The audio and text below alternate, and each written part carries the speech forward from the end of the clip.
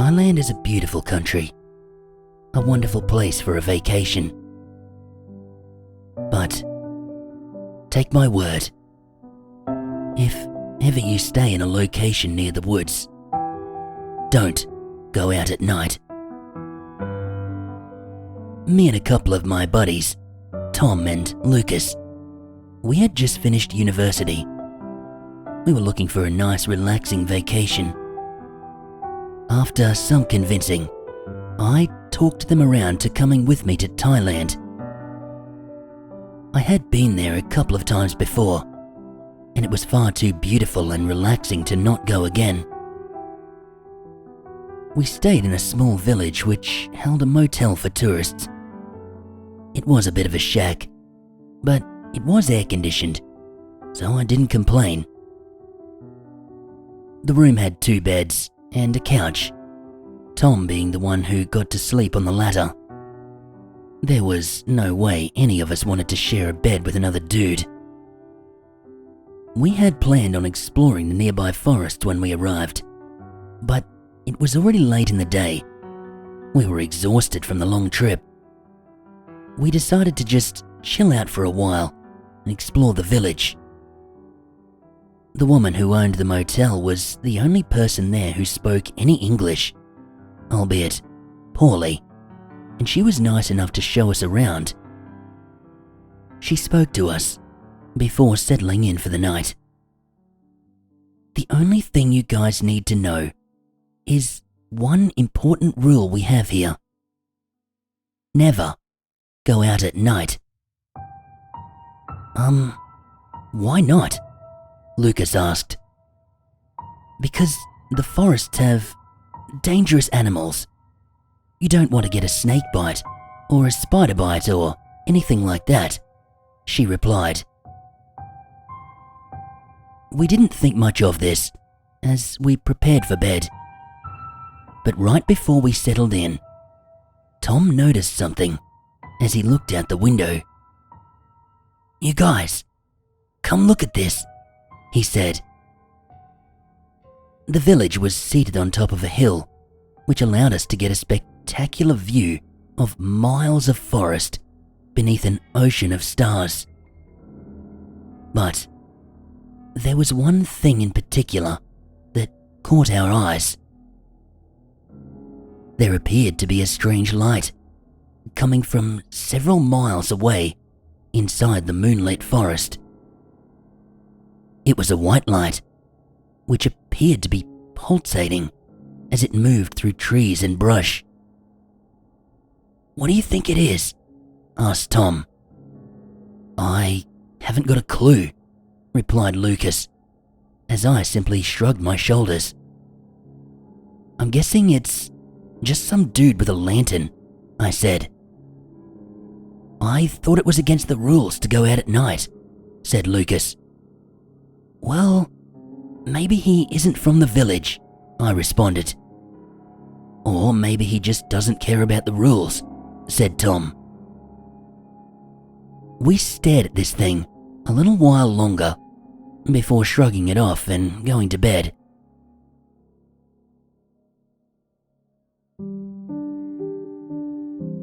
The next day, we awoke with the sunrise, had breakfast, and we headed out towards the forest. Next to the path leading out of the village, there was a pit with a waist-high bamboo fence surrounding it.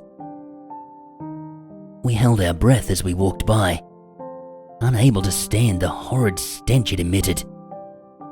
Inside was filled with what appeared to be animal entrails, rotting rice, dead lizards and maggots.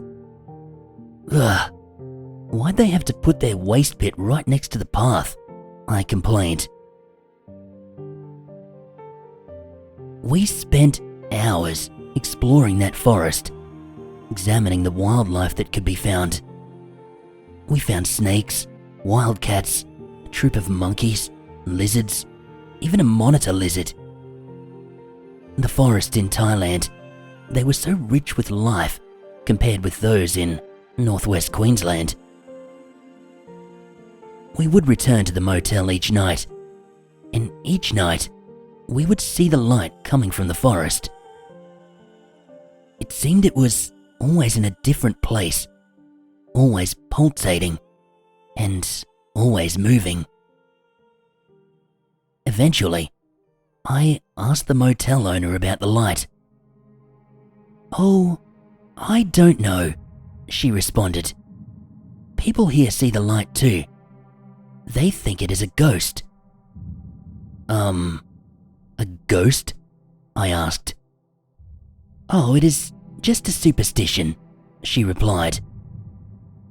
Indeed, Thais were very superstitious people compared to the Westerners, especially in the rural regions.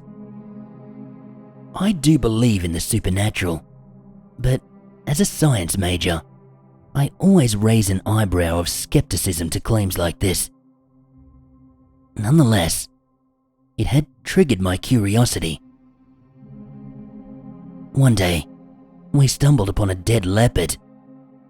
It looked like a fresh kill, and it appeared to have had its organs devoured from a gaping hole in its abdomen. What could have killed a leopard like this? I asked. The other two just continued to examine the creature with puzzled looks. What if that light in the forest was actually a poacher? Asked Tom. Okay, and why exactly would a poacher only take the entrails? I replied. It looks more like an animal attack. But why would an animal only take the entrails? Said Lucas. We had no answers, nor did the motel owner. But my curiosity continued to gnaw at me. I wanted to know what was causing that light, and if it had anything to do with the leopard. I bugged my buddies to join me and sneak out during our last night at the village. They didn't want to at first, but after a few rounds of calling them chicken and pansies, I finally coerced their inner masculinity to join me. We armed ourselves with machetes, sheathed on our belts, and we quietly snuck out a couple of hours after sunset. We brought flashlights with us, but we'd only intended to use them when we absolutely needed to. The moonlight was more than sufficient for most areas, and we didn't want whatever was causing that light to be aware of our approach. As we drew close, I noted two strange phenomena occurring around us. The first was that the nighttime forest, usually noisy with insects chirping and frogs croaking, had begun to dim down to damn near silence. The second was the sudden drop in temperature as we drew nearer. In Thailand, around 75 Fahrenheit is considered cold weather. Anything below 70 was considered freezing. As we drew near, I could actually begin to see my breath. We were starting to shiver, having left the room with only t-shirts on.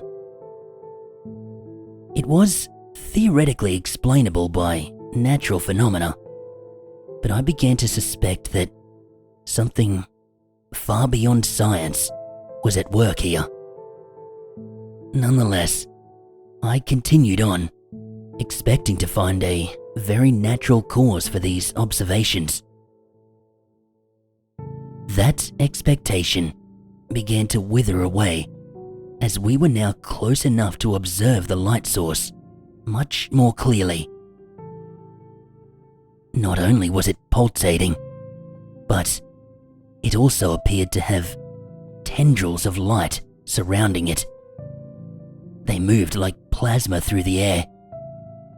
The main source was obscured behind a bush, but it became quite clear that there was a figure standing within it. A Thai woman, young and beautiful. Only her face could be seen from over the bush. A 3-foot radius around her was what the light was originating from. It pulsed about once per second. Boom, boom, boom, boom, boom, boom. It was dimming briefly before returning to normal. Her gaze was toward the ground. My heart pounded with excitement, astonishment, and fear. What was she? Was she a ghost? An angel? We stood there in silence and amazement until somebody broke a twig underfoot. Suddenly, the girl's eyes shot in our direction. She knew that we were watching her.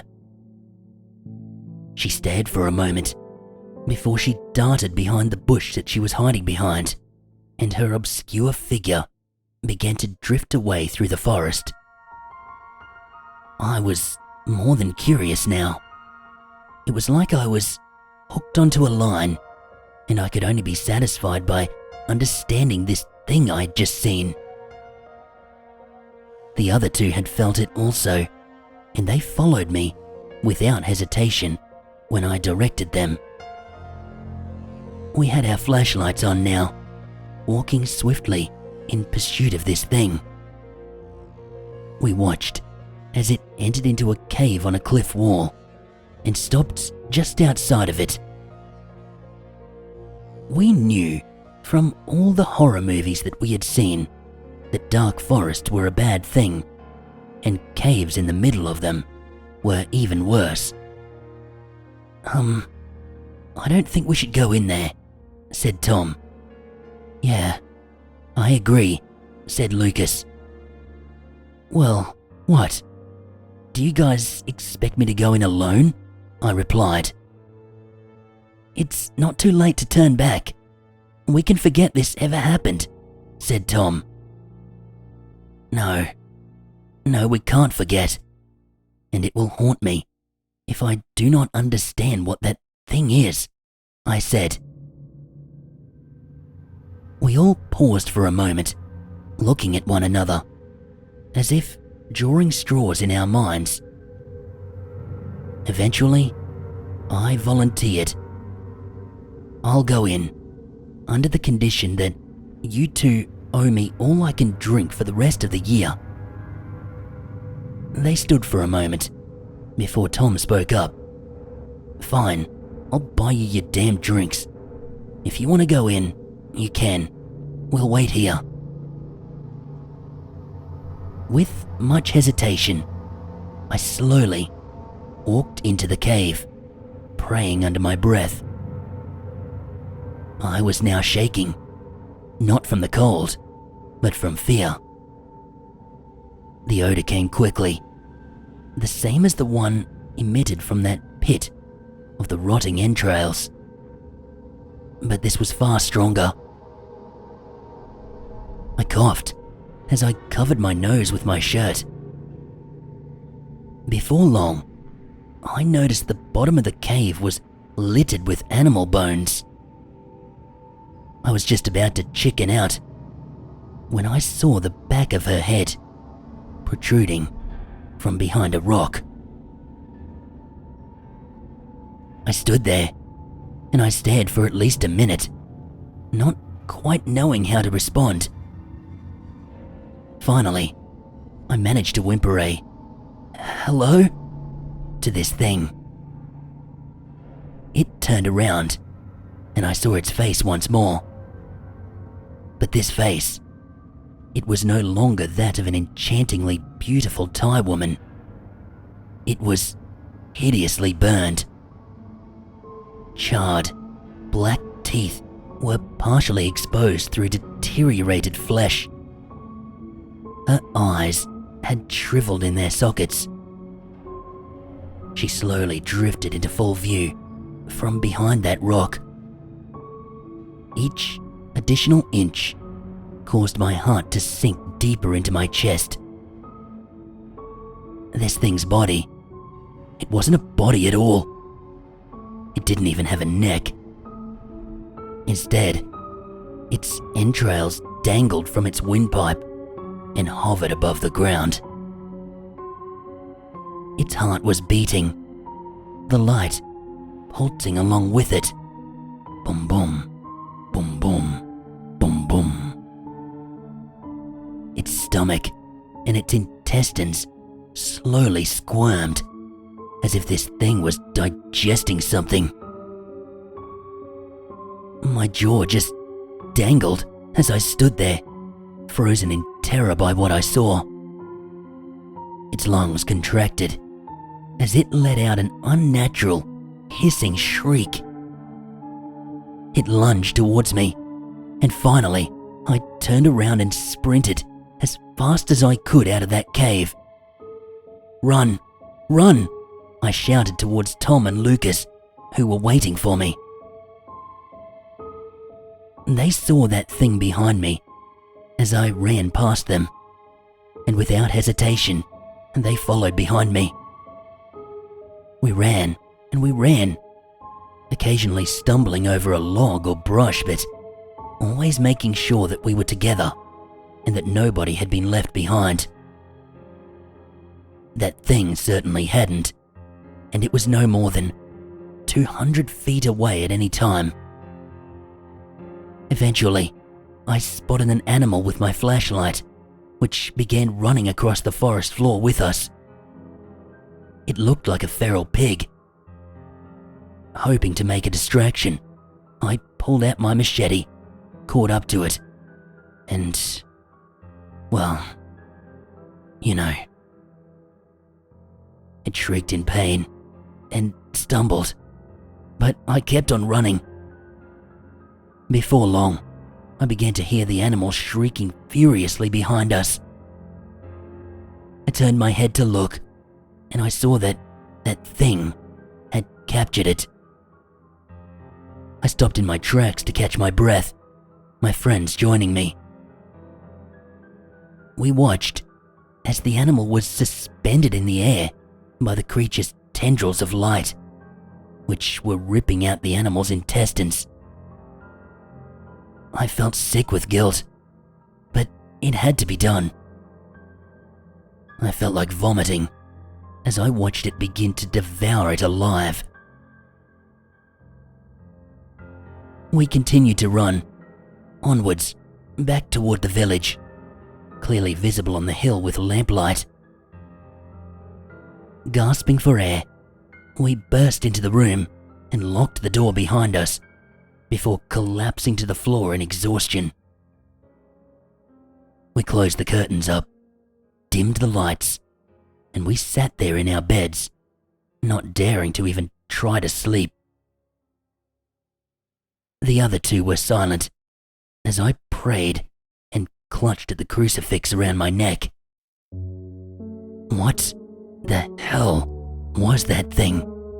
whispered Lucas. "A demon? A ghost? A monster?" "I have no idea," I responded. We sat there in the darkness for an hour or so before we saw a pulsating light emerging from the forest. We quickly hid under our beds and held our breath. We could hear strange sounds from outside, as if this thing had been devouring something else. Within a few minutes, it stopped and the light faded. We continued to hide until the break of dawn. We stayed in our room until we saw other people coming out of their houses. "I told you guys not to go out there at night," the motel owner said. "I know. We should have listened," I replied. The other villagers also seemed aware of what we had done. They stared at us with anger as they began taking rotten food to the pit just outside the forest, which was now empty.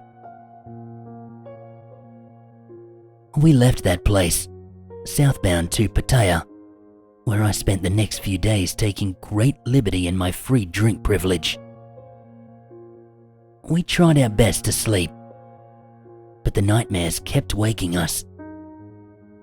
Any encounter with a rotten smell or a light in the darkness brought me dread. Eventually, I went to a temple and I spoke to a monk about what I had seen. He explained to me that in Thai mythology exists a creature known as the Krasue.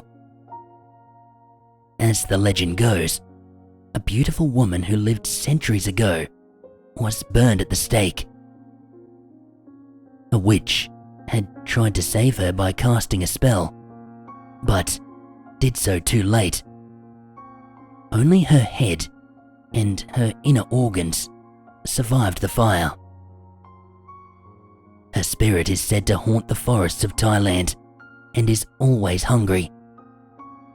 She devours the entrails of animals, along with rotting carcasses and rotting food.